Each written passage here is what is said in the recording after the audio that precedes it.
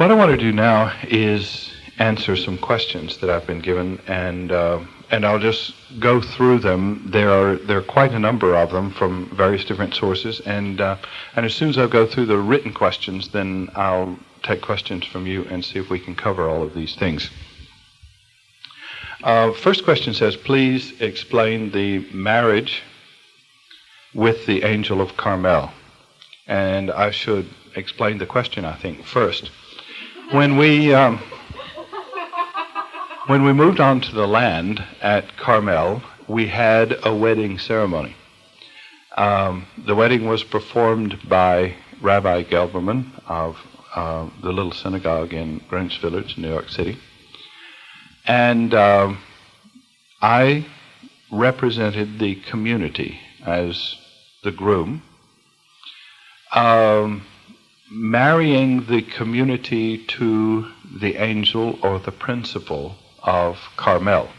And that's what my wedding ring is.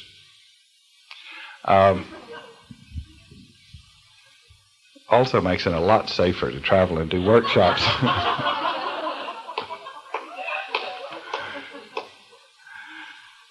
Now, it means two things to me. It means that the community, the group of people who have committed themselves to the life of Carmel, are married to their purpose as first love. It means that I am married to my task, the job that I have been given. And I am not considering, nor will I consider, any other relationship to come first. It's simply not going to happen. I am married. I am married to my purpose. I am married to what I've been sent to do. And Carmel represents that. I'm not married to a community to make it a community. That's a means to an end. It is not an end. The end in itself is the new things that you haven't heard before, but you remember them when you hear them. You remember them as if it's something that you knew but couldn't get out of the place back there in the mind to bring forward. Teaching is a process of reminding. I can't tell you anything that you don't already know. If I did, you couldn't hear it. It's reminding, it's remembering, it's awakening. And that process of trying to awaken and stir the memory is what I'm married to, and it is what Carmel is married to, and that's what we mean by the marriage of the community to the angel of Carmel. Okay. Now, the next question. The source's view on oral sex. I think the best way to answer that is to say, as I said before, the body is a temple. One of the unhealthiest things that has ever happened in our culture is the teaching, the very strict teaching of us as children and our children, that sex is dirty and the genitals are dirty. You know, I listened to a lecture by Dr. Parker, Cherry Parker, several years ago in Georgia that I've never forgotten. Dr. Parker is the author of Prayer Can Change Your Life. And he's a man who was a speech therapist and wasn't particularly interested in religion until he got ulcers. And they were very serious, and he found out that it wasn't really a medical problem. It was an emotions problem. It was a spirituality problem, and the only way that he could heal it was to get right spiritually with his purpose. And he dropped his work as a professor of speech therapy and became a minister. That's a switch, isn't it? And he's been teaching prayer therapy ever since, for all these years. And one of the most potent things that I heard him say was, we teach little boys, always wash your hands after you go to the bathroom and before you eat. And he said the interesting thing about that is that science knows and can prove that there are like 10 times as many germs in the mouth as on the penis. And it would make a lot more sense if we taught our little boys, wash your hands after you eat and before you touch your penis. Now, what is the reason that we teach our children it's all right to put your fingers in your mouth, but it's not all right to put a penis in your mouth, when the fingers are much more unsanitary than the penis? Why do we teach that? We teach it because of a mental belief that there is something dirty about sex, not the penis, or eliminations. It is a belief structure. It is a morality thing. It is not a matter of what is clean or dirty. It is not a matter of what is germ-filled or what is not. It isn't from a point of view of hygiene. We call it hygiene, but hygiene isn't the reason that we have taught each other that genitals are dirty. It is a moral question. It is a belief question. It is a superstition question. So the question about oral sex should say, throw away the superstition. If you are avoiding it because of superstition, don't avoid it for that reason. And if you approach it because it is an expression of love, of acceptance, of wholeness. There is no part of you that I reject. If, on the other hand, you avoid it just because you don't want to do it, I think that's a very good reason. So I don't think that either partner should require of another partner that they do anything that is uncomfortable to them. But I do think that you should explore where your discomfort comes from, and if there are beliefs that shouldn't be there, get rid of them and become free, become whole, and make the experience a sacred experience, and get rid of the things that inhibit letting it be a whole and beautiful and healthy, acceptable experience. Discard any blocks to that, and then do what you want to do. Not requiring, not manipulating, not forcing, not producing guilt, or any of those things. And don't feel that that has to be a part of the relationship in order for you to be liberated or whole or free. It doesn't. There are many ways to experience it, but it shouldn't be avoided because of superstition or because of the wrong reasons. Okay? If a married partner wants to become celibate, and that was not agreed upon by the partners before marriage, what are the karmic implications and obligations of both partners? First of all, remember that a marriage is a marriage. And once I have married, I'm no longer an individual. My spiritual progress and what I want are no longer exclusively mine.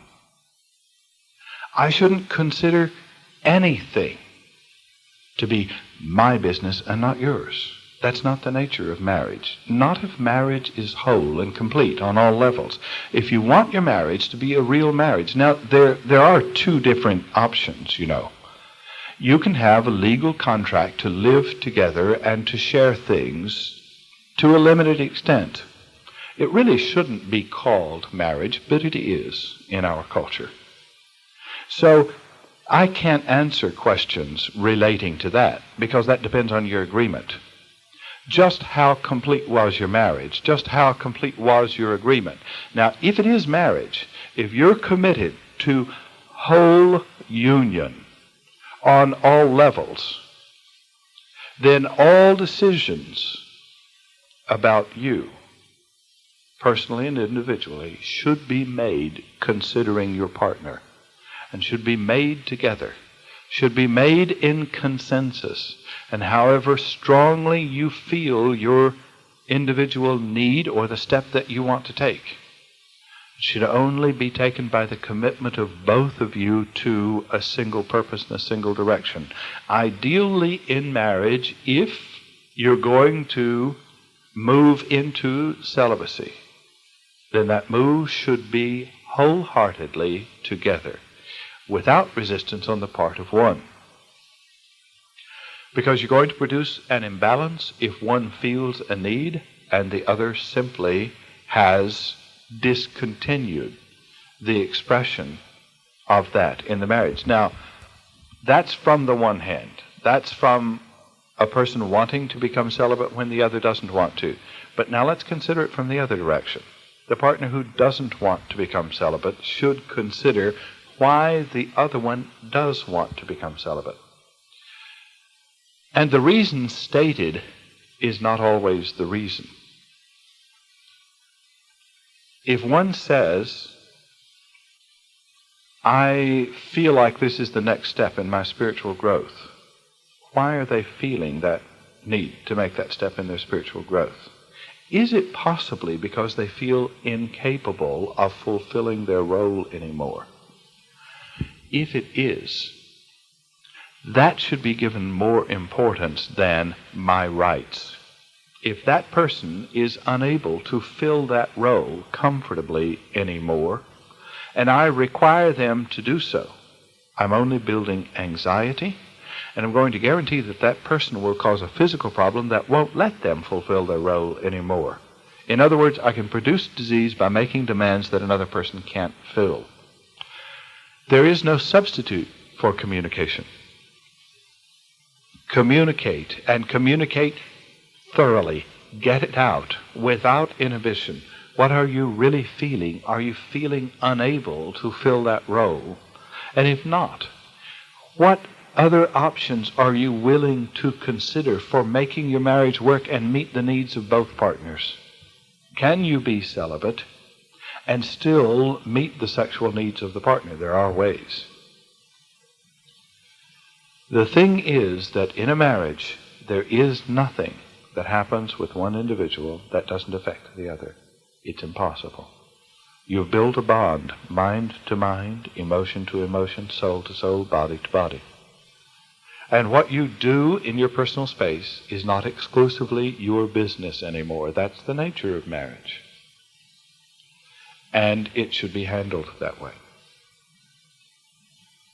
Okay, next question. The importance of sex in a married relationship as a bond and the sharing of intimacy. How important is it to keep a sexual relationship alive in marriage? Quite frankly, I think it's very important in any marriage. I think it's important to keep intimacy and sexual sharing alive for the entire duration of the marriage, up to 80, 90 years old or whatever. For a couple of reasons. It's the life-giving force. Keeping it alive means keeping vitality alive.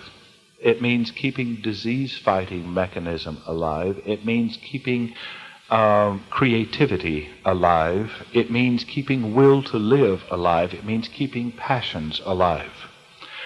In whatever way you can do that, if you can overcome communications problems, emotions problems that shut off sexual relationships, because usually when sex is abandoned, it's because of a problem in relationships, emotions, or communications. It is not usually a sexual problem.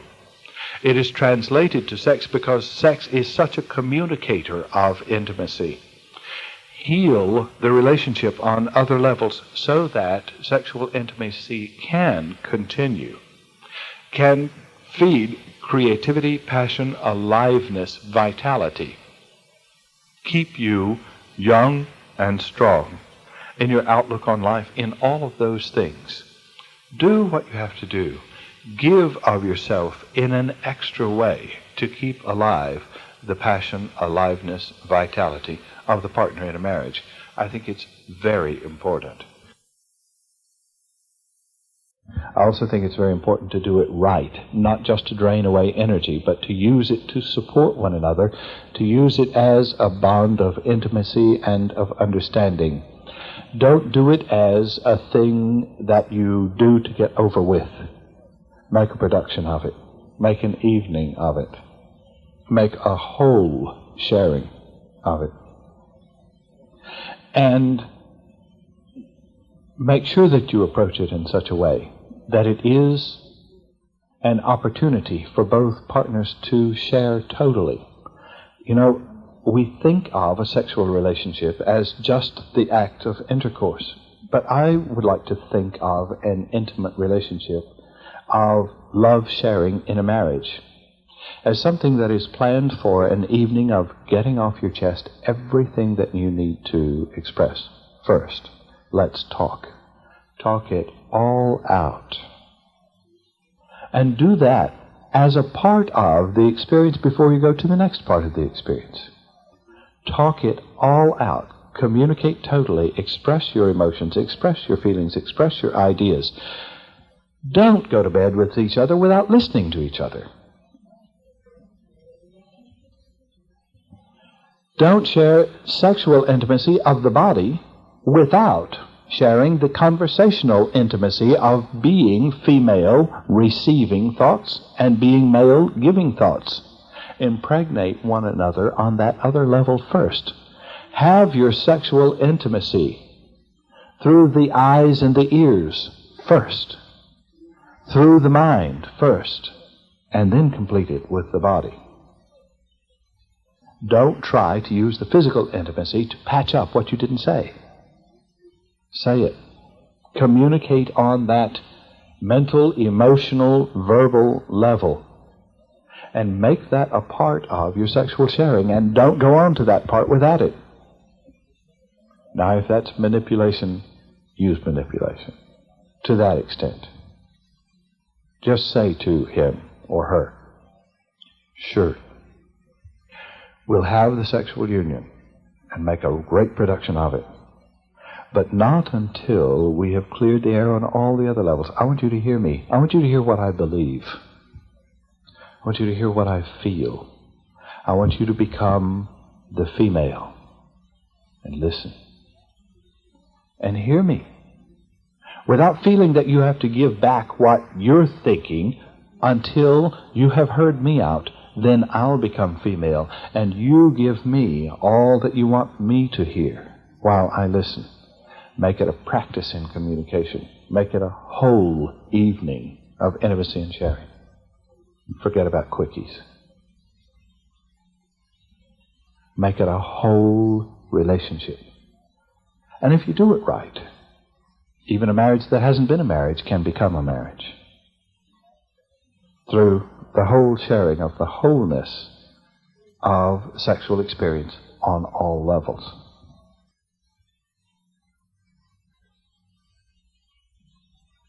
Karmic implication of sex before marriage.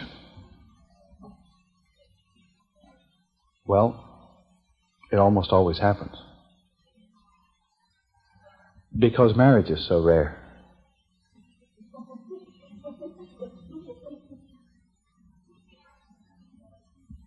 We've deteriorated into thinking that a few words of a ceremony and the signing of a legal agreement makes marriage.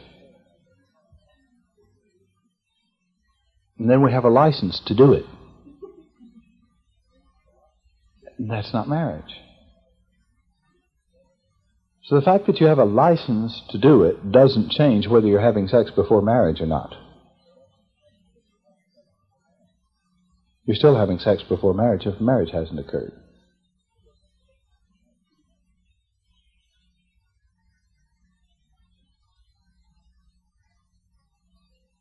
I personally don't get all heated up about whether or not people have sex without a license, because I just don't believe that the state has a right to give a license for the sharing of intimacy.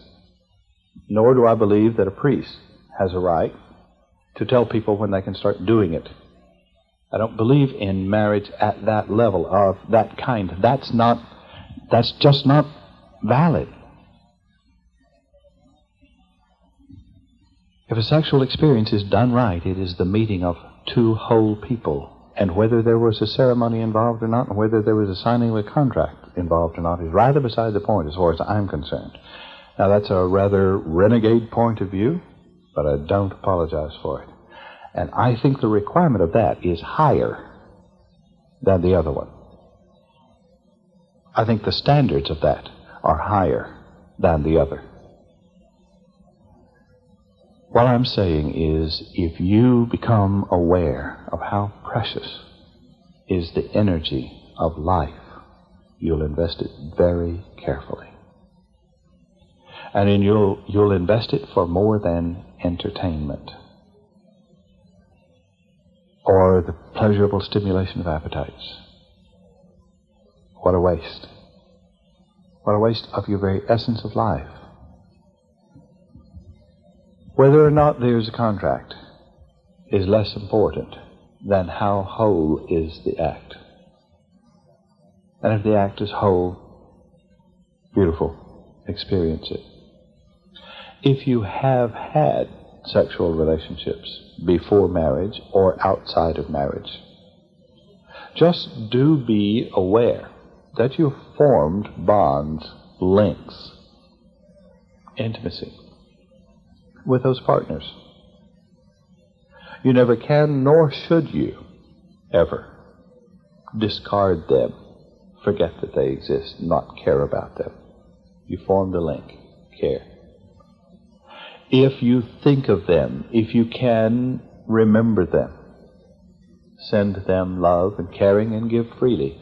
The fact that you've formed links, bonds, the fact that there are cords connecting you should not be threatening. It should rather be a means of being a source of love, of light, of caring, of sharing with all people that you have ever touched. I think the investment of that energy should be made carefully. But now that it's made, there's not really an effective way of unmaking it.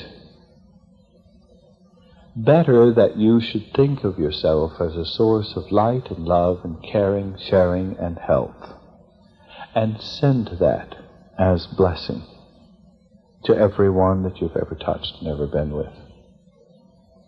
I had an interesting experience a few years ago. I was at Findhorn and did a lecture on sex. And I talked about the cords that are formed when people are sexual partners. Apparently I didn't say enough about it because I left Findhorn. I was gone for a year or so, and I came back, and there were two young ladies that said they desperately needed an appointment with me. And so I went to see them, and they said, "We've been waiting for a year to ask you this question. Before we came to Findhorn, we were hookers. What do we do with all of those cords?"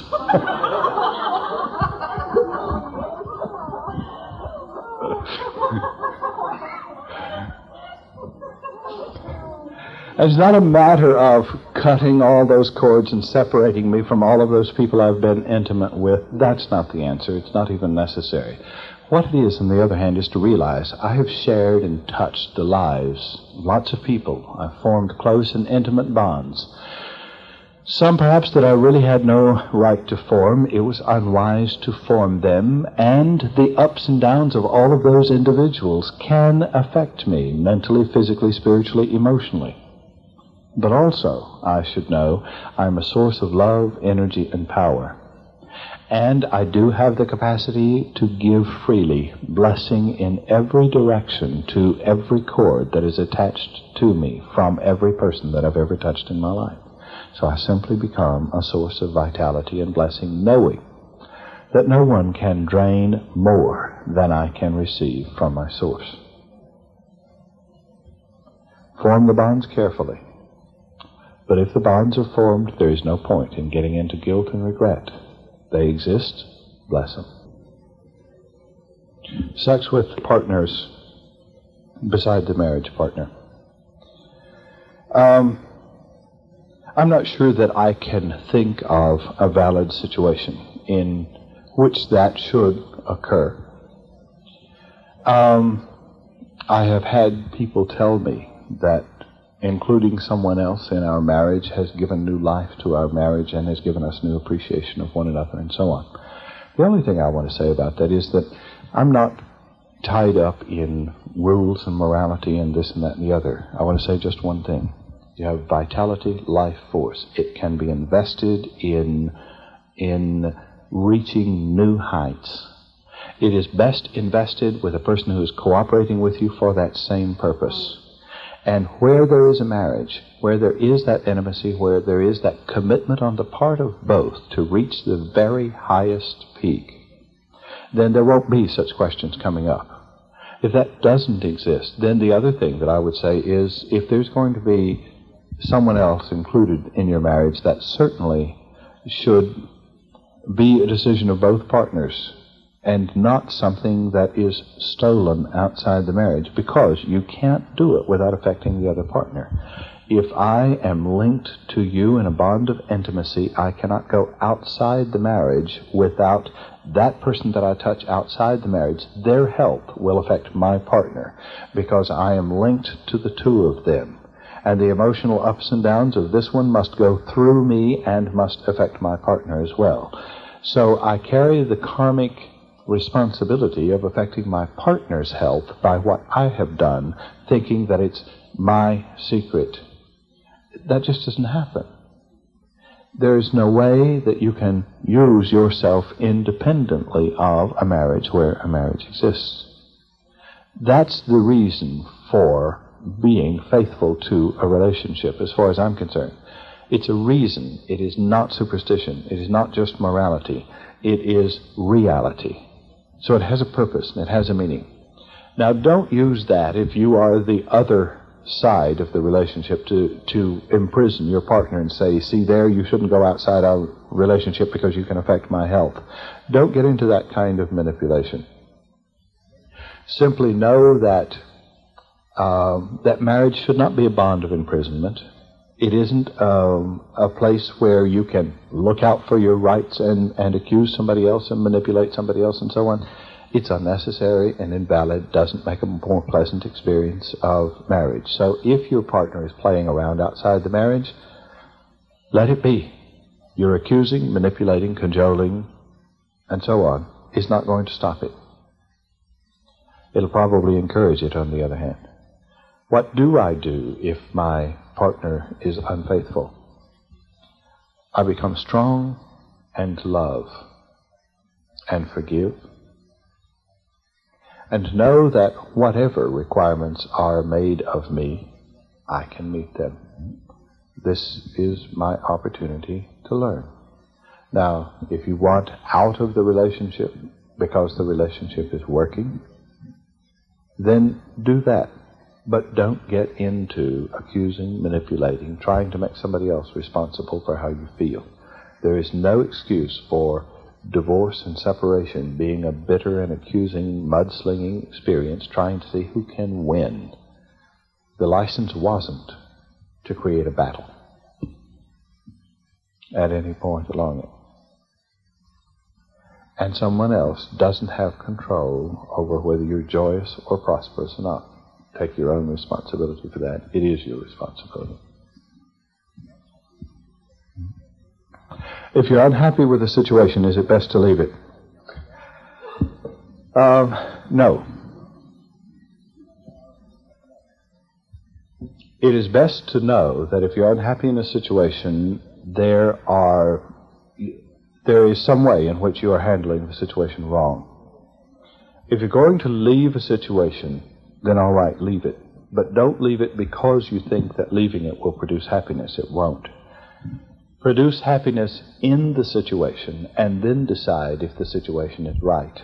But don't leave it because you can't be happy in the situation. If you can't be happy in the situation, you can't be happy out of it. The situation is not causing your happiness or lack of it. Divorce that. And be joyous because you are in charge of whether you're joyous or not. Make it work. And then, if you want to leave it whole, and leave it without hurting yourself or the other one. Leave it with confidence, and leave it knowing that you have met the lessons. If not, you only postpone it. There is no such thing as divorce. You only postpone when you're going to deal with the lesson. You're going to meet them coming around the corner in the next lifetime, fall in love all over again, start the same mess all over again if you didn't finish.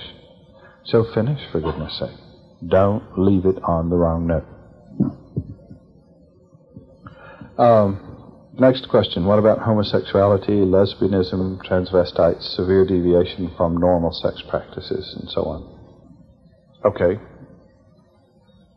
In line with what you just said, I was wondering, what if you don't have the choice to leave In other words, what if the person needs you? Okay. And you're feeling unhappy. Or it's an unhappy relationship. Okay.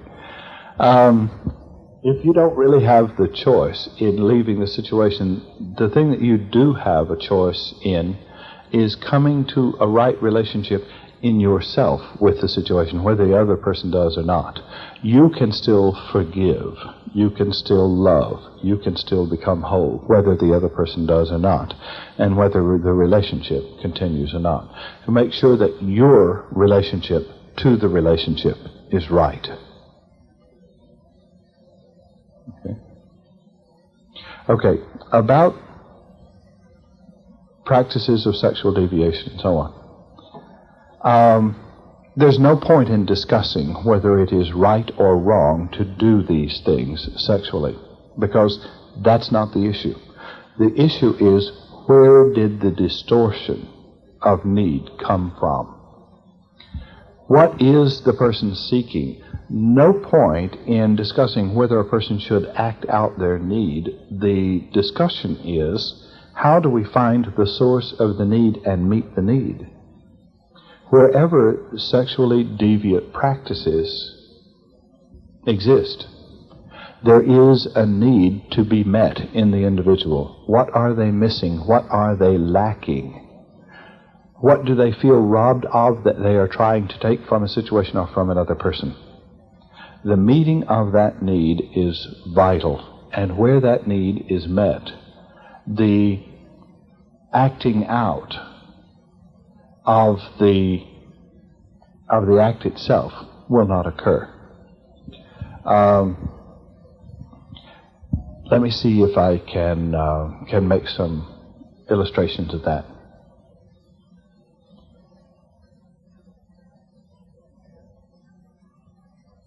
In our culture, we're taught that there is something awful about exposing yourself, your nudity, to another.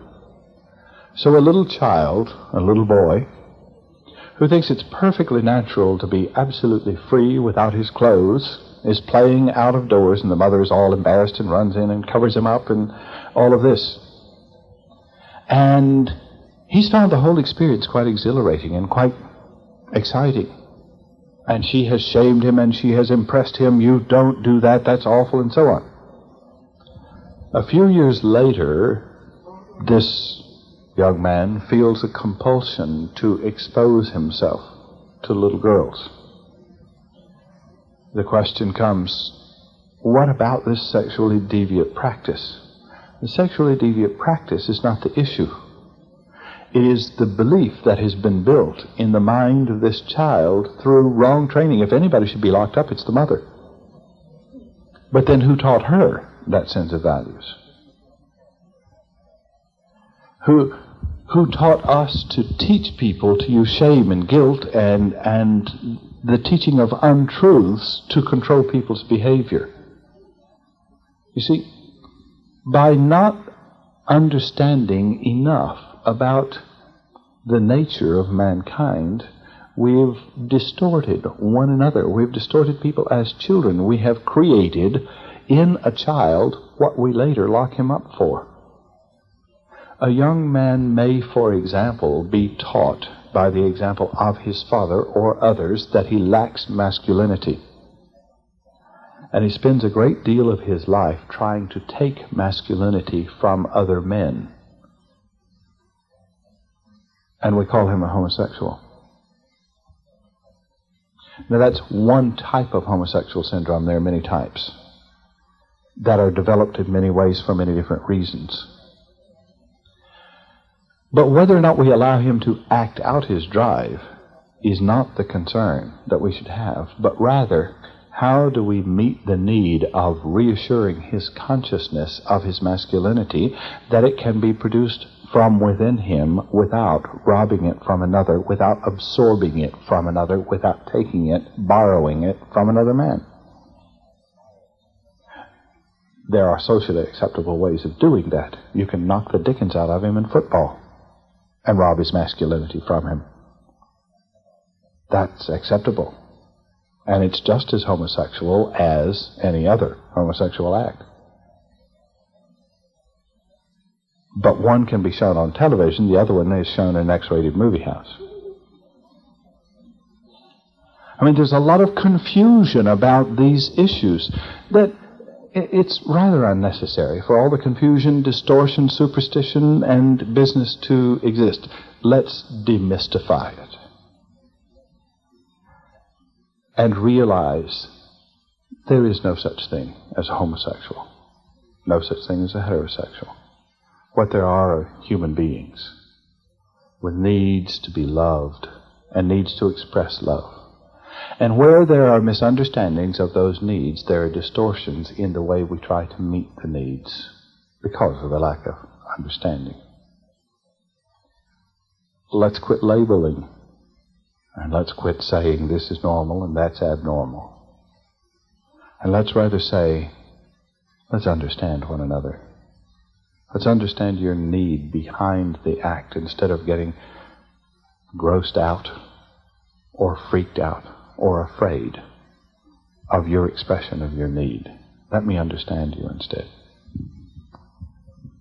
Living together. What you're really asking is it better to have a license? Where there is no marriage, there is no marriage. License or no license. Where there is a marriage, license or no license. So I'm not... it's illegal to say this in the state of Virginia. I don't know if it's illegal to say this here. It is illegal to counsel anyone in the state of Virginia that it is that marriage is not a matter of contract. But as far as I'm concerned, the state never really got the sacred right to control that. Marriage is a matter of the blending of two souls. And the ceremony is society's responsibility for recognizing that that has happened. And if society is not going to take responsibility to look and see whether that happened when they witness it, then the marriage isn't real from society's point of view either, and the ceremony was illegal. So I have lots of problems with all of those questions. All I really can come down to saying within me is, if a marriage really happens between two people, they ought to be together for their whole life. And if the state wants to license that and give permission, that's the state's problem. I have no comment to make about it. It has nothing to do with morality or spirituality as far as I'm concerned. The ceremony of it is a matter of my celebrating their joy, and that doesn't make their joy more perfect or more all right in the sight of God, as far as I'm concerned. And again, that's a rebel's point of view, but I'm just a proud rebel. I'm wondering what the implications for the planet are, and for the Aquarian age, and our connections with each other, karmically and otherwise, of the association that we have with these cords. If each person on the planet has several lovers, let's say in the 21st century, or the 20th century, somehow we are all becoming more and more connected. And is this related at all to our connectedness as human beings, that we're taught that we are all one? Okay. Frankly, I think that evolution would occur much faster and much more effectively if we were all connected to one person only, who is the match for me in this lifetime and who is the best person to support my evolution. I very much do believe in a totally monogamous relationship, personally. Which should not mean that if we have had many partners, that should be condemned and we get into guilt and all that. It's pointless. But if I have the option, I would not say that there's a great deal of benefit to the number of cords and connections and links of this age. I think that is rather a detriment than an asset, although that we can take a detriment and turn it into an asset by growing spiritually and by giving our thoughts of love and light and so on to those that we are connected with. In a sense, it can be used for evolution, but that should not be used to justify its existence. You started to explain what tantric yoga is and went off. Can you talk a little bit more about that? all of what I was saying in the coming together of two people for sexual purpose, making that a whole relationship, working through meditating together, talking together, communicating, preparing the marriage bed as an altar, coming together on that altar with the agreement this sexual experience is for the purpose of our evolution, for lifting our consciousness to a new level. The focusing on the intensity of the building energy and the assigning of that energy to a higher purpose, focusing on the chakra system, all of that is what Tantra is. And it isn't just Tantra. I mean, that's really a misnomer. It's the same kind of experience that was taught in all of the ancient traditions, in the esoteric traditions. Okay. On that, could you just further explain what we do with the energy if we move it, let's say, the heart center? Let's say that's what we want to work with. And we picture the heart center opening as a flower. Mm-hmm. Would we imagine the energy then moving from there and leaving through the crown center? Would it leave through the heart center? Or do we imagine keeping it, holding it in the heart center? What do we do with the energy? When you're working on the heart center, you image bringing it to the heart level. You image your heart opening and the energy going out from your heart to all of the world. And you try to think of all of the world as receiving your love. When you're working on the will center, then you let it out through the will center and so on. Eventually you'll get to the crown center and you'll feel as if you're rushing out of your body to the world and looking down on the world and giving it your energy and blessing and light and so on. Can the celibate raise sexual energy to the upper chakras? Yes. By keeping alive the passion, by focusing on, you may have to reawaken the feeling of sexual passion itself in order to get in touch with what that passion is, but not necessarily. If you can stimulate your own creativity at any level, it doesn't have to be stimulated at the genital level. When you awaken creativity and it is giving birth to children of creativity, then you are channeling that energy and you are keeping it alive. So it can be done on any level, and it can be first stimulated physically and then taken to another level, but it doesn't have to be. Paul, I wanted some feedback on the law of precipitation involving relationships. Like using your faith and trust with that, using your source with that as to the rightness, in your life and the timing. But there is some unclarity within myself about that and about if it is just a matter of asking for the right person, and how clear are you with your needs and your ideals along with that. Okay. What I would suggest, instead of trying to precipitate the right person in your life, is working on making yourself whole, and the partner will appear. It's like the old saying, when the student is ready, the teacher appears. It's also true that when I am ready, the partner, the life mate, appears. I can't tell you the number of readings in which a person has asked, who is my life partner? How can I find that person, get married, and get on with it? And how many times that the source answered, if you met your partner right now, you wouldn't be interested. Because they're at a different level, and you are not prepared for the relationship, and you are a different person now than you will be when you're ready. So work on yourself and get ready, and then you will meet that person. That hasn't always been the answer. There have been cases in which a person was told specifically who it was and the circumstance and so on. But more often the person is told, get yourself ready, and you won't have to worry about precipitating the partner. Yes. Regarding the fantasies with a third party, how couldn't the law of precipitation come in there and bring an actual entity or a physical manifestation into your scope, let's say, for a real temptation?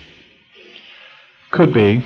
I think it depends on how in control you are of your fantasies and what they do to you. I think you need not become a victim of your fantasies. I think it's also important to recognize what is there in that individual that made them appealing to you. Usually it's something that we're missing, something we don't find in our partner, and very often, if we can put our finger on what it is, the partner can develop that or express that. And one of the big problems with the deterioration of marriage is that people have a tendency to become bored with one another. Now, that doesn't happen, of course, if we work on it. It doesn't happen if you're constantly changing, as you should be. Where there is constant growth in a marriage, the partner is constantly exciting. And so the fantasy just doesn't occur with an outside person. And when you're becoming bored with each other, there's something wrong with the relationship. So I think it's more important and ideal to grow and change and maintain the excitement in the relationship rather than having to fantasize outside it.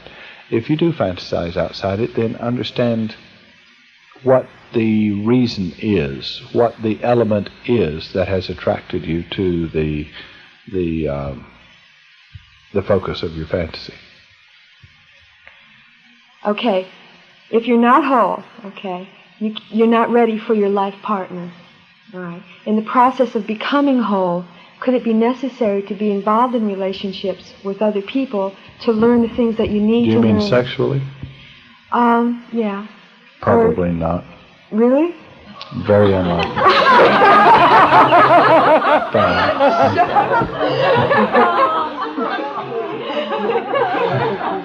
I think it's rather unwise to invest that energy in a relationship that you know is not complete and whole.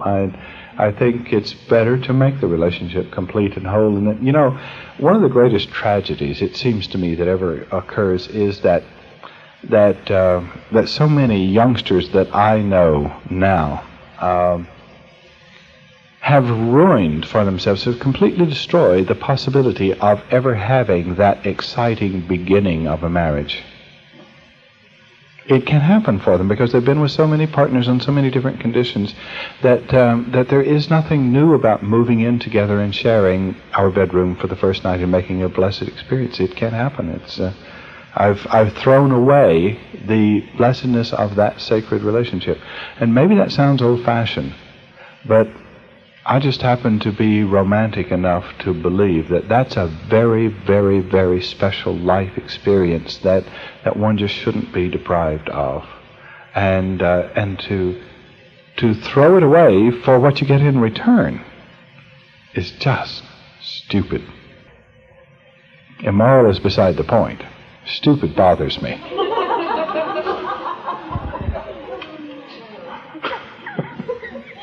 Can you say how masturbation... Don't say that word.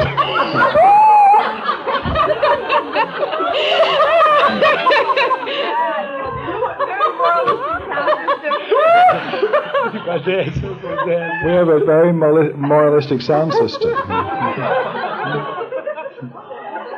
Inhibited even. Okay.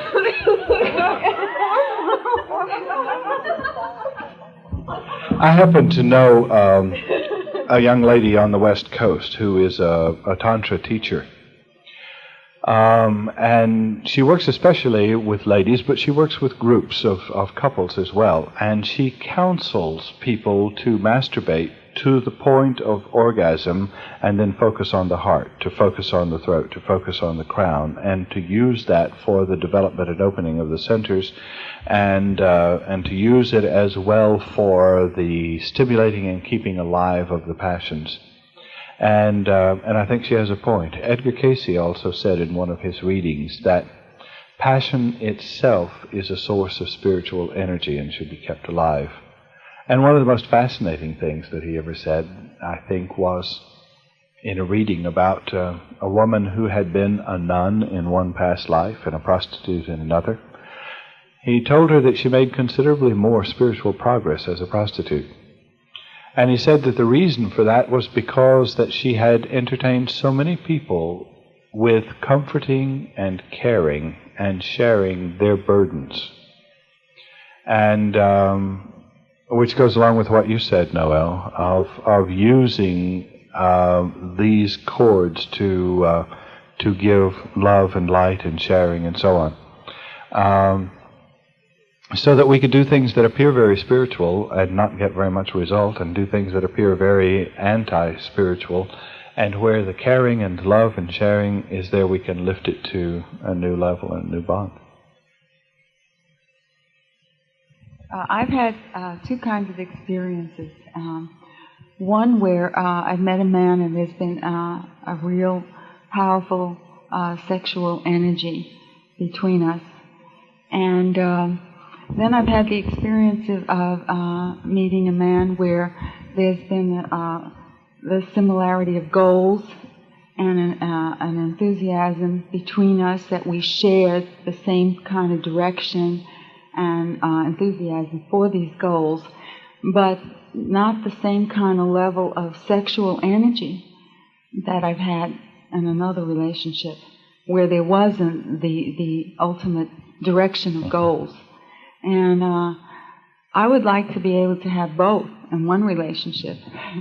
And I was just wondering if I found someone with whom I could share these goals and enthusiasm with, that if there was some way to incorporate the sexual energy and have a good sexual relationship too. Okay.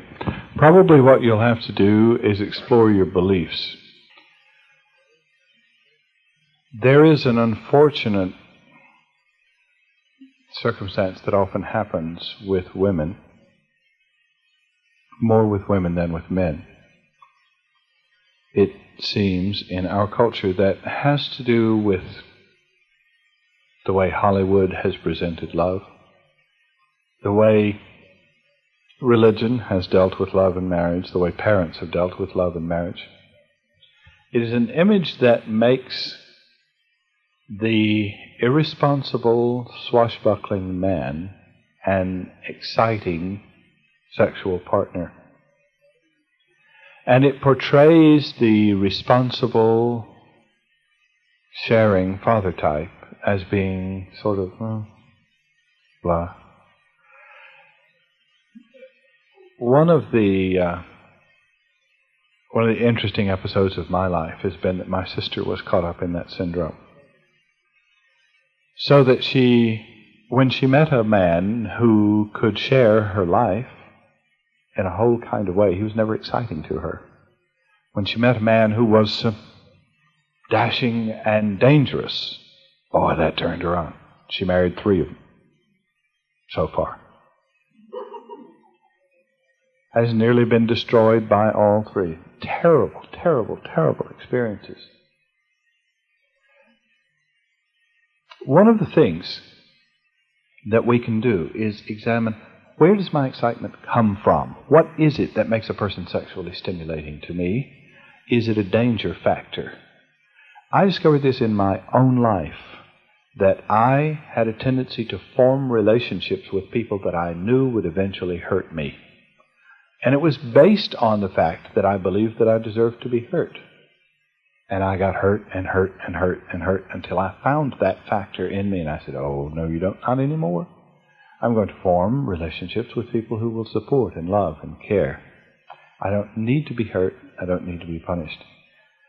Look at what is exciting and why. What makes an exciting person exciting? Is that also a thing that will be threatening to the relationship? If so, reform some of your beliefs. That may take some doing. It may take some restructuring of a belief system. But it's certainly worth the effort, the meditation, the visualization that it will take. See what you want. Do you want a whole marriage that's going to be supporting? And as a matter of fact, is it worth having that and sacrificing the excitement of the other kind of relationship? That might be the best way. But it should be possible to have both. if our beliefs are distorted, if our past programming tapes are distorted, that it might be impossible to have both without restructuring my belief system. Okay, one more. This will be the last. Paul, there are times when I'm awakened during this sleep with an incredibly intense sexual urge. Can you offer any comment on what that might be? Okay. I would say that it's nothing more than the buildup of energy that hasn't been invested. And it would be an excellent time to meditate on someone who needs healing. It would be an excellent time to meditate on the opening of your own mind to new clarity. It would be an excellent time to use a mantra or an affirmation that says, my mind is becoming clearer, my thinking becoming more informed, brighter, my wisdom is increasing with the energy that is building in me. Turn it to an experience that is productive for the expression of it. It's a build-up of energy that hasn't been expressed. I really hope that you will apply what you've heard as closely and as well as you can. Wherever it seems too idealistic, bring it down to earth. Make it practical in your terms. Get it to work for you. Relationships can work for you. Emotions can work for you. Communication can work for you. All of these things can be supportive, beautiful experiences that make your life work and grow.